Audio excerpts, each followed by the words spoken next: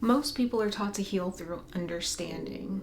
Name your emotion, name the pattern, trace it back, understand it, and that's why a lot of people are stuck. Because that's helpful until it's not helpful at all. That works until it doesn't work anymore. That can get you from the point that you're in to a point where you feel like no matter what you do, nothing's working. You're doing all this work and all this healing, and nothing is really shifting in the way that you feel like it should, specifically internally.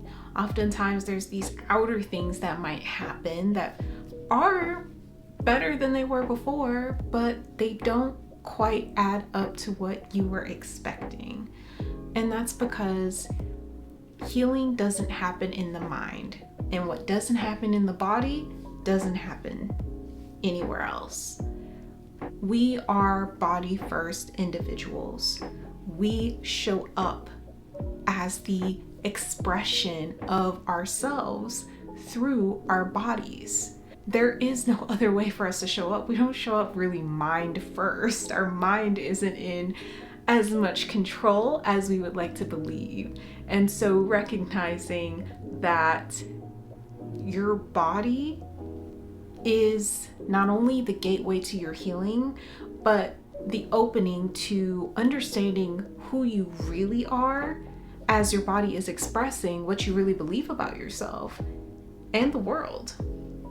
So you're in this place of recognizing your patterns, recognizing, I keep doing this or I keep doing that. I keep dating the same people in different skin suits. I keep not going to the gym, even though I set the goal to go to the gym every single freaking day, and I just can't make myself do it.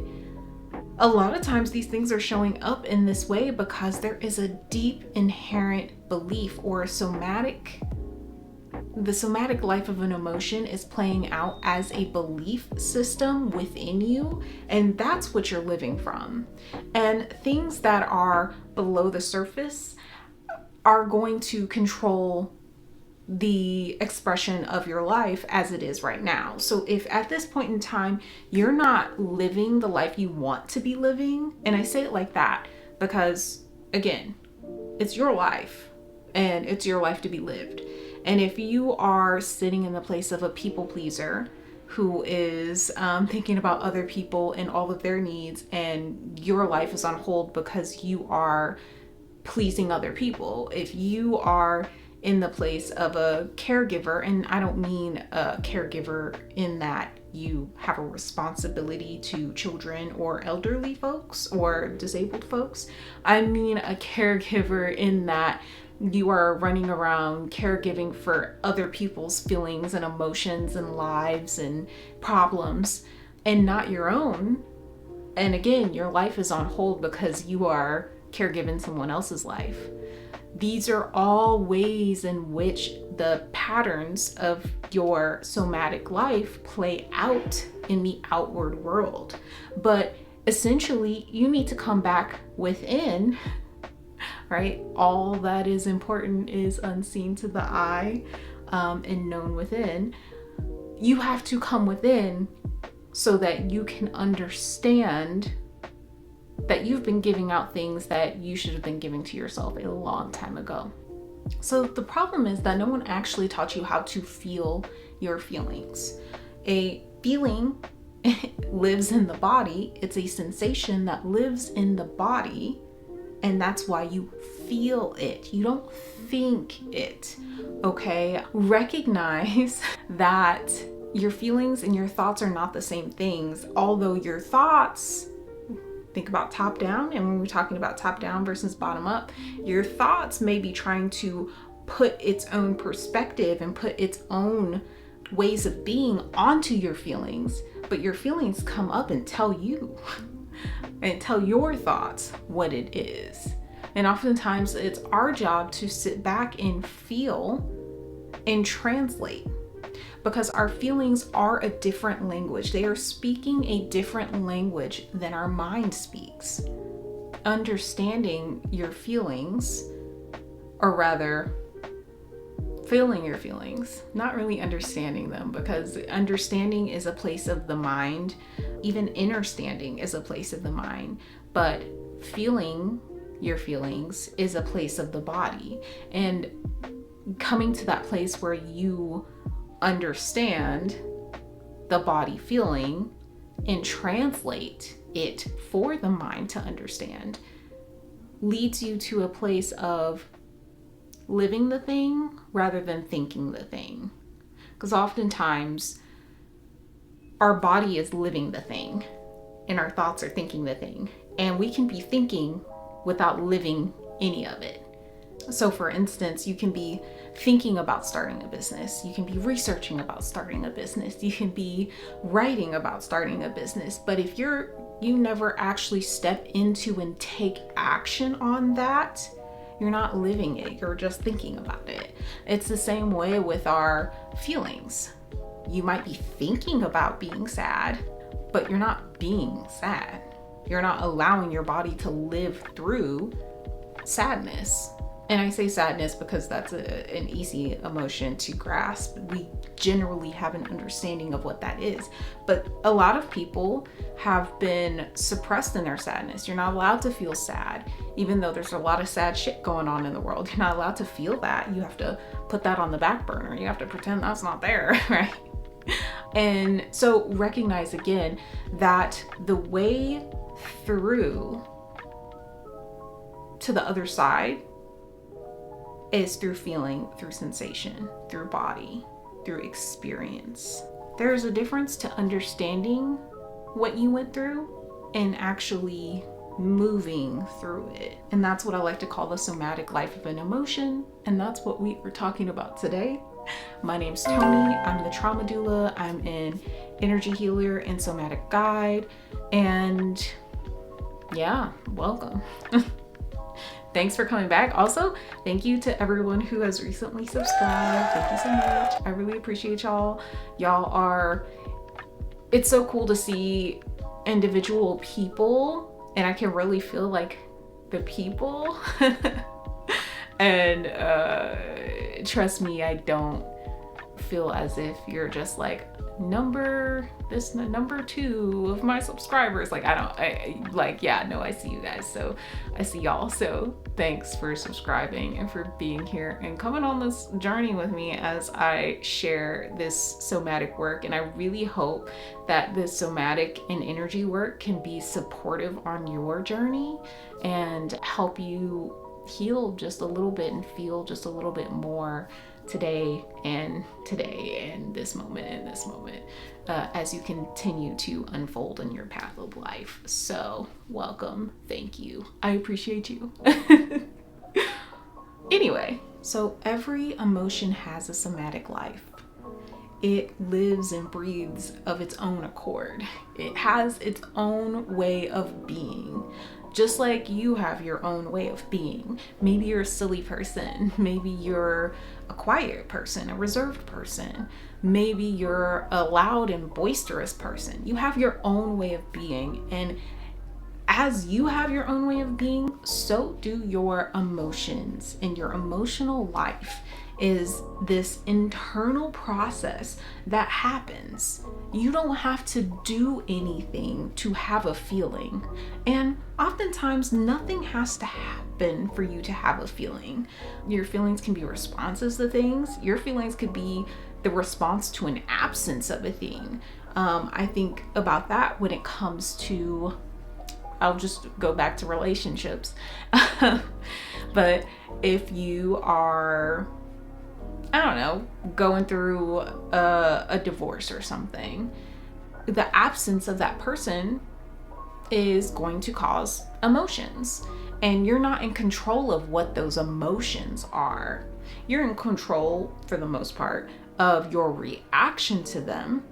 But a lot of people's reaction is suppression. It's not truly a feeling through the thing. It's usually a pushing down of the thing, of the emotion that's there. So with that being said, the somatic life of an emotion doesn't really get to breathe and live and be itself because oftentimes we are taught to suppress it. So if something gets suppressed, energy is motion. Energy is going to go somewhere. Emotions are energy. And if they do not get expressed and lived, they have their own life, right? They're not just gonna go away. They, real life example, get squeezed into the container of the lump in your throat. And that might be where it starts, but that's not where it ends. That's just the journey of suppressing the thing.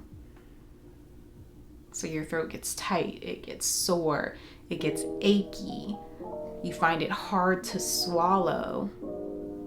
This is where the emotional and energetic meet the physical. You might find that you lose your voice on a regular basis. Some people do. Because of the things that they are not expressing. Maybe you're not expressing a need that you have.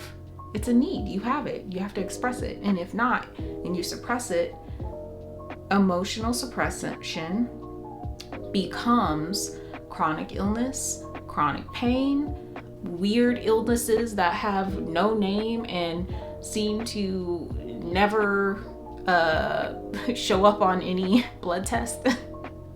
Yeah, there's never any medical explanation for this thing. That's kind of the first layer, and then it just condenses and gets more and more chronic. And that's when you see like chronic pain, chronic inflammation, all these chronic illnesses. And the research is just now starting to really get going with the suppression of emotion becoming illness. But what if you could catch it when it's just a lump in your throat? When it's just a feeling of wanting to cry, but not allowing yourself to cry? What if we caught it then and allowed it to live and breathe? The tightness, the tension, the soreness are ways that you've learned to protect yourself. Because if you weren't allowed to express and you were taught to suppress, that expression was punished, right? So recognize that these things are not your fault. It's not your fault that you have a hard time crying. It's not your fault that you can't state what your needs are and you have a difficult time with that. Some people suffered dire consequences for trying to express needs. And some of you may not even recognize how dire those consequences really were when you were trying to express a need or express a feeling that someone else didn't like. Because we're all constipated emotionally as a society because someone had an emotion that someone else didn't like and it was punished.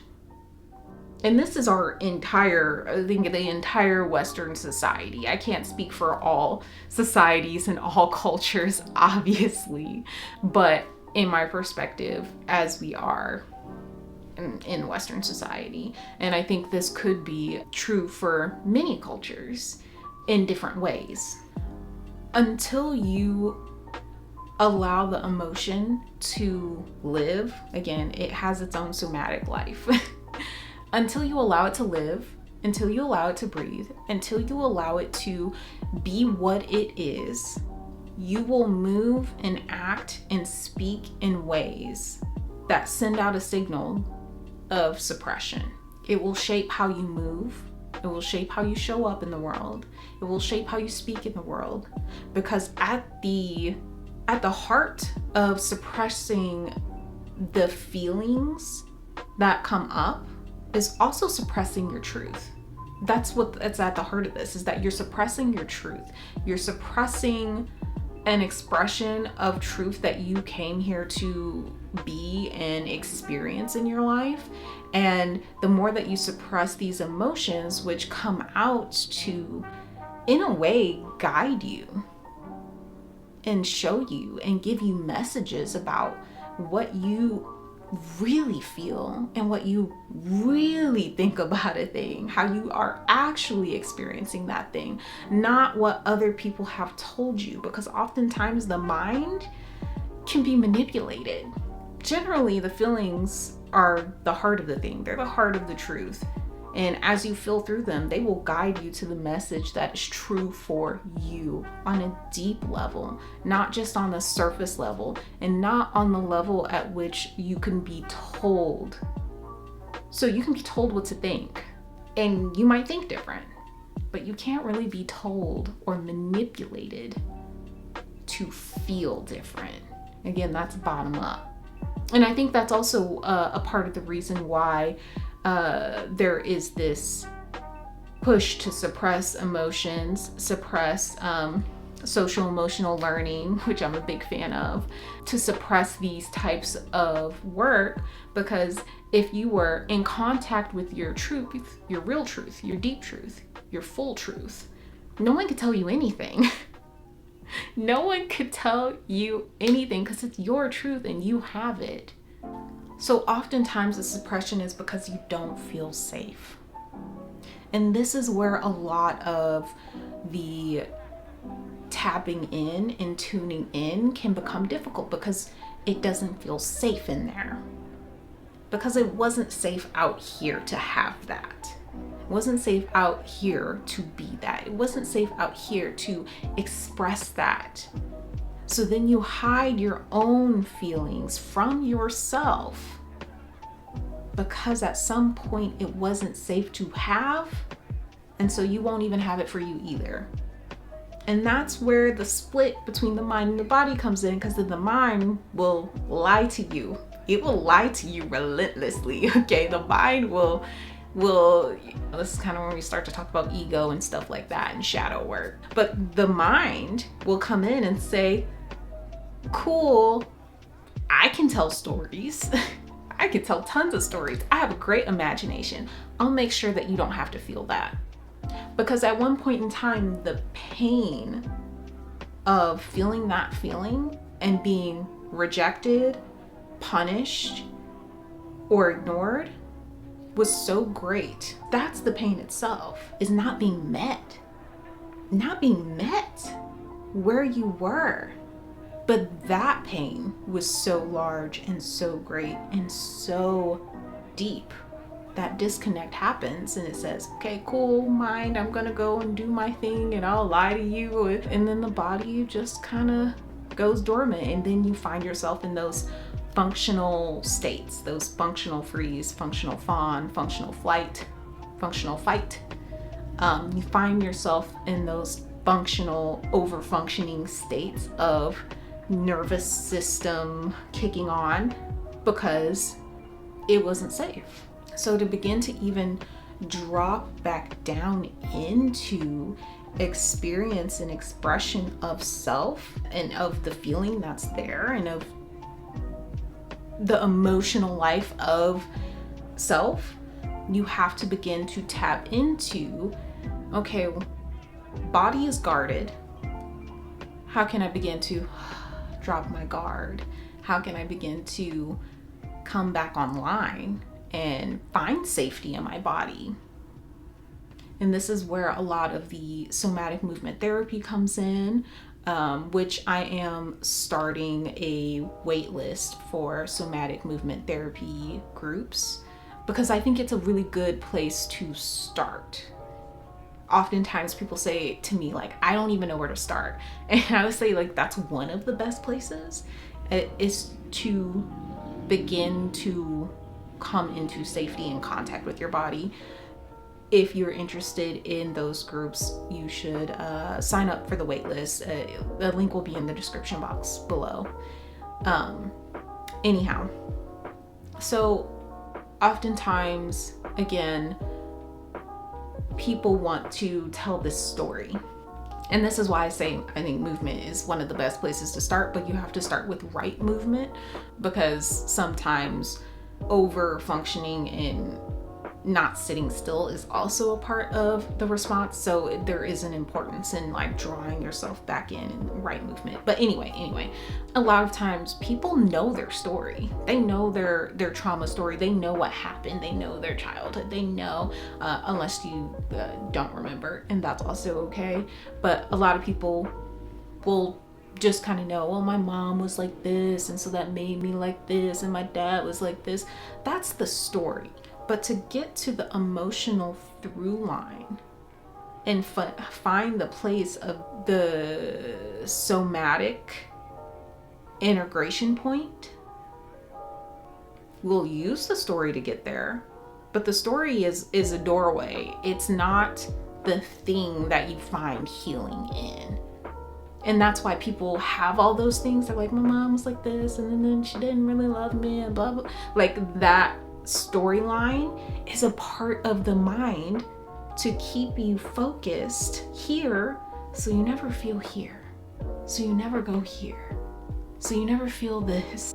And so recognize that the story is beautiful and important, and you can tell it and you can go into it, but at the same time there is connecting points that pull you deeply into the place where you have suppressed the actual factual truth of the somatic life of those emotions.